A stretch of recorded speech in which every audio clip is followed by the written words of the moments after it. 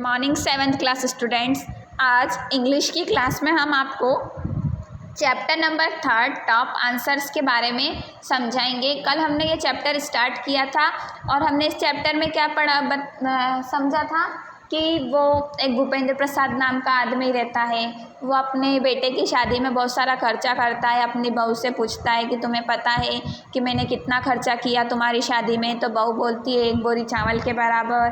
फिर वो आश्चर्यचकित हो जाता है और वो बोलता है कि कैसी बहू मिली है मुझे, मंदबुद्धि। वो अपने बेटे से ऐसा बोलता है कि कैसी बहू वाइफ तुम्हारी कैसी है, बिल्कुल मंदबुद्धि जैसी, इसकी बातें कैसी रहती है, नॉनसेंस के जैसी रहती है। आज हम उसी के आगे कंटिन्यू करते हैं। Your wife is mad. क्या बोलता है वो भूपेंद्र प्रसाद उसके बेटे से कि तुम्हारी जो बीवी है वो क्या है, पागल है। Said Bhupendra to his son. Bhupendra अपने बेटे से बोलता है कि तुम्हारी जो वाइफ है, तुम्हारी जो पत्नी है वो पागल है। Mad she talks nonsense. पागलों की तरह वो बातें करती है। Didn't you hear the silly question she ask. क्या तुमने कभी उसके ऐसे सिली से क्वेश्चन पूछे हैं, बिना कोई मतलब के जो क्वेश्चन रहते हैं वो पूछे हैं, सुने हैं उसके जो वो पूछती है। Her question may not be silly as they seem said his son. उसके जो क्वेश्चन रहते हैं वो हमेशा सिली नहीं रहते, मतलब हमेशा ऐसे नहीं रहते कि जो क्वेश्चन का कोई मतलब ही ना हो। उसका बेटा ऐसा बोलता है उससे। Why not ask her to explain. आपने उससे ये क्यों नहीं कहा कि उसने जो ऐसे क्वेश्चन पूछे वो उससे एक्सप्लेन करे। Bhupendra did not say anything. तो भूपेंद्र ने कुछ भी नहीं कहा। But later when he found himself alone with his daughter in law he decided to act on his son's advice. लेकिन जब तो वो कुछ नहीं बोला, लेकिन क्या हुआ, थोड़े समय बाद वो अकेला था। और किसके साथ अकेला था, उसकी जो डॉटर इन लॉ मतलब उसकी बहू है, वो दोनों अकेले थे। फिर उसने सोचा कि क्यों ना वो अपने बेटे की एडवाइस को माने, कि उसके बेटे ने उसको क्या सलाह दी थी, उसकी सलाह को माने। Tell me he said. वो बोलता है बताओ।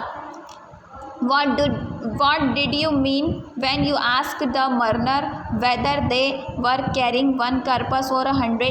वो अपनी बहू से बोलता है कि मुझे बताओ कि तुमने वो शोक सभा में वो जो आदमी था उससे तुमने ऐसा क्यों पूछा कि तुम 1 लाश लेके जा रहे हो या 100 की लाश लेके जा रहे हो।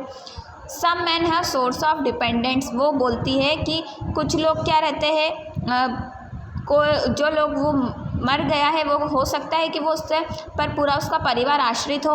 Explain the young women. उस यंग वुमन ने वो भूपेंद्र प्रसाद को ऐसा समझाया। When such man dies. अगर कोई मर जाए, मैनी लाइफ्स आर सेटर्ड, तो उसके कारण क्या होता है, बहुत सारी जो लाइफ रहती है वो क्या टूट जाता है, उसका पूरा जो परिवार है वो टूट जाता है। His dependent die with him in a way. और उसके जो भी डिपेंडेंट्स रहते हैं वो भी सब क्या होते हैं, ख़त्म हो जाते हैं। That is why I asked the mourner whether they were carrying 1 corpus or 100। इसी के कारण मैंने वो शोक सभा में जो आदमी था उससे पूछा कि तुम 1 की लाश लेके जा रहे हो या 100 लोगों की लाश लेके जा रहे हो। What did you mean you asked those laborers whether they were harvesting this year crop or last year crop? अब वो ससुर उससे पूछता है कि फिर तुमने वो जो मजदूर काम कर रहे थे खेत में उनसे ये क्यों पूछा कि तुम इस साल की फसल काट रहे हो या अगले साल की। This liberals are perennially in debate. ये जो लेबरर रहते हैं, मजदूर रहते हैं, वो क्या रहते हैं, पहले से ही डिबेट में रहते हैं। Explain the daughter in law. वे पहले से परेशानी में रहते हैं। I was acquiring whether they were working to pay off last year debate और had paid to it all were being anew. मैंने उनसे ऐसा इसलिए पूछा क्योंकि वो डिबेट मतलब लोगों से कर्जा लेकर क्या करते हैं, अपनी फसलों में बीज डालते हैं। तो ये पूछा कि इस बार की जो तुम्हारी फसल है वो उसके पैसे तुम्हारे हैं या किसी और को देने हैं। Bhupendra was now realized that daughter-in-law far from being a nitwit was probably cleverer than he was। Bhupendra को अब यह पता चला कि उसकी जो बहू है वो क्या है, मंदबुद्धि नहीं है, वो तो क्या है, चतुर है, चालाक है। One last question he said। अब वो बोलता है मैं एक आखिरी जो प्रश्न है वो तुमसे पूछता हूँ। Why did you say I spent only equivalent a price of sack of rice for your wedding when you know full well I spent a fortune। अब वो पूछता मैं तुमसे एक आखिरी प्रश्न पूछता हूँ कि तुमने मेरे पूछने पर ऐसा जवाब, मैंने तुमसे पूछा था कि मैंने तुम्हारी शादी में कितना खर्चा किया, तो तुमने मुझे क्या जवाब दिया था कि सिर्फ 1 बोरी चावल के बराबर आपने खर्चा किया है, जबकि मैंने तो मेरे पूरे भाग्य की कमाई तुम्हारी शादी में ख़त्म कर दी। What you spent on essential of the marriage accounted only a few hundred rupees। आपने जितना भी खर्चा किया ये तो सिर्फ मेरे कितने हैं 100 रुपये के, जो मतलब कुछ 100 रुपये के बराबर ही होगा। स्माइल द यंग वुमेन, वो हंसते हुए बोली कि आपने जो भी खर्चा किया है ये तो सिर्फ बहुत कम है। The rest you spend uphold to enhance your prestige, जो आपने इतना खर्चा किया है वो तो आपने किसके लिए किया है, अपनी प्रतिष्ठा के लिए।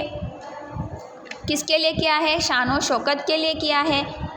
It in the other word not the marriage but on your self, ये आपने कोई शादी के लिए खर्चा नहीं किया, ये तो आपने आपका मान सम्मान बना रहे इसलिए आपने इतना खर्चा किया है। 7th क्लास स्टूडेंट्स, आपकी इंग्लिश की क्लास यहीं पर फिनिश हुई और ये स्टोरी भी आपकी फ़िनिश हो चुकी है।